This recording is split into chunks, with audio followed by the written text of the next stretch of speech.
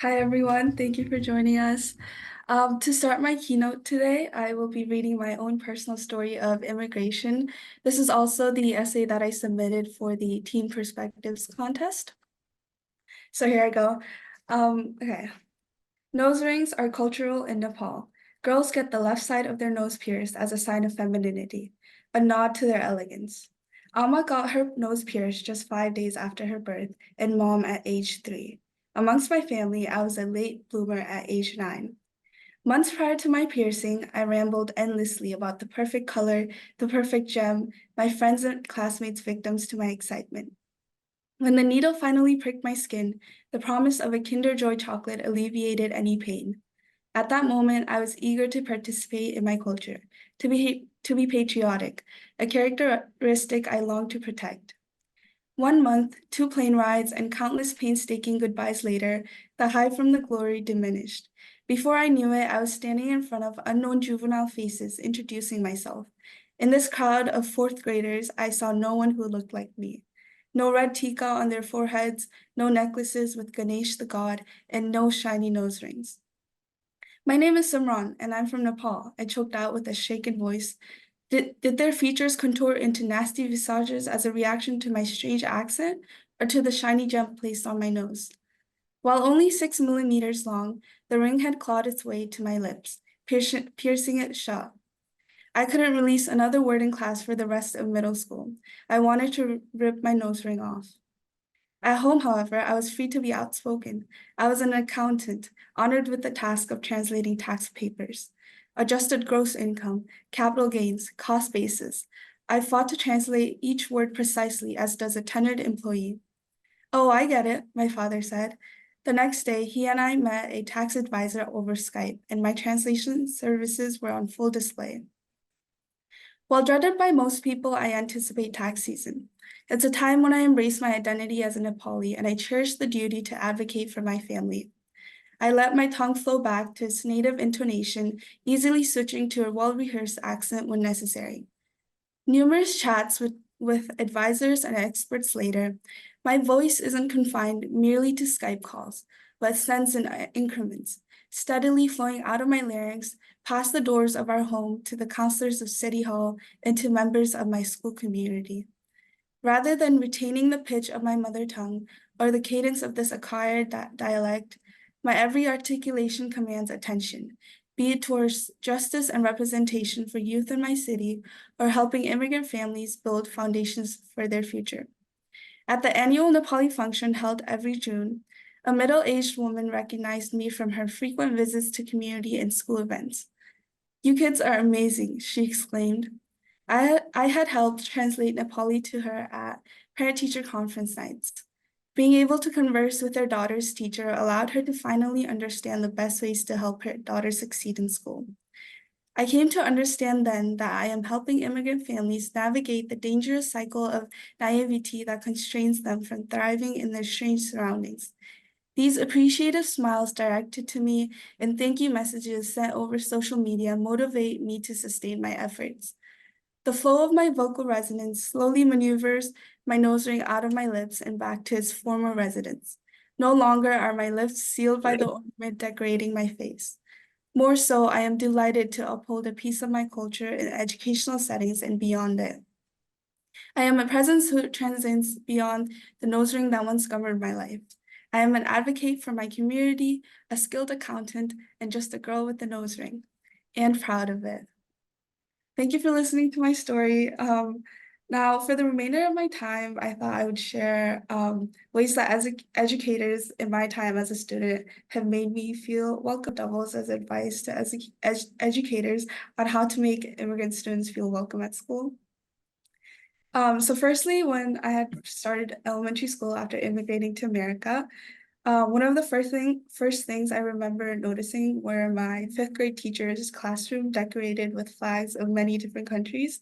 She also had decorations and art from different Latin and Asian countries hung up around her room, and the whole room was beautiful because of the art. So when I walked into her room, I looked around to see if the Nepali flag was also hung up in the room, and I was absolutely elated to see the triangular red and blue flag among the other flags. And I was even more surprised and happy to see a poster on the wall of the Himalayan mountains from Nepal. So seeing parts of my country in this new, unfamiliar place made me feel less anxious and more relaxed. Now I know teachers can't possibly put up decorations in their classrooms of the many different places and countries their immigrant students may be coming from. But what I'm saying is that it's important that educators make an effort to acknowledge the place that the student comes from, whether that's by hanging up the student's country of origin flag or giving them opportunities and space to talk about their native country or their immigration experience. This can be really helpful in making immigrant students feel acknowledged and welcomed, and it just makes the transition into their new surroundings much more smoother and easier because they have at least something familiar with them as they're going through that process of transitioning into this new environment. And then in regards to when there is a language barrier, the most important thing to do is, I think, just be patient with them. I remember when I first started to learn and speak English, there were many things I wanted to say in English, but I just couldn't find the right words or didn't know of the right words in English to express myself. And during that time, I found it very helpful when teachers were patiently listening to me as I tried to figure out the words I was trying to say, or they would even guide me in what I wanted to say. So um, I think immigrant students would just appreciate patience during that time. And then lastly, I think it's important that educators make an effort to make it clear to students that the educator is someone the students can rely on and trust. And though it may take a while for them to warm up, I think with enough time and patience, they will warm up to you. I remember when I was in elementary school, I was so scared to talk to my teachers because they didn't look like me and they were much older than me. And even though I didn't understand much of what they said, one thing I couldn't mistake was their cheerful and kind personality and their welcoming attitudes. Um, so I didn't know what they were saying, but I knew the welcoming and kind vibes that arose from them. And that really helped me warm up to them and made me believe that they could be someone I trusted. And so after that, I became more prompt. I was prompted to ask them questions and ask them for help and ask them for advice. And that was all because they showed to me that I could trust and rely on them. So yeah, that's all I wanted to share with all of you. Thank you so much for listening to me. Thank you so much, Simran, and for sharing your story with us. If anyone has any questions, we still have a couple more minutes, so please put it in either the chat box or the Q&A. But we have one question already, which is someone wants to know, what are your future plans after this year? And I realize we didn't even say, yeah, I know that you just graduated, but if you could tell us a little more about your past year and your future plans. Yeah, of course. So I just graduated from high school, from Everett High School, this last month. And I will be attending Harvard University this fall to concentrate in biomedical engineering. And then in the future, I hope to attend medical school and hopefully become a doctor of some sorts. I've always wanted to be a doctor ever since I was young. So yeah, those are my future plans. Super. Thank you so much. Let's see, and could you tell us a little bit also, I know that you were in the news a little bit, if I can put you on the spot, you and your brother. Could you tell us what that was about? Yeah, so my brother and I are in the same class and we graduated last month together and he is the valedictorian while I'm the salutatorian of the Everett High School class of 2024. And we both are attending Harvard University, so so we were on the news to talk more about our experience as students in Everett High School and also our future plans and how excited we are to attend college and things like that. Yeah, it's such a wonderful story. And it looks like we have another question up here from Elizabeth. She asks, what reinforcements were provided to you from teachers for you to continue successfully learning at home? Yeah, I remember in fifth grade, my teacher would give me books that I could take home to read.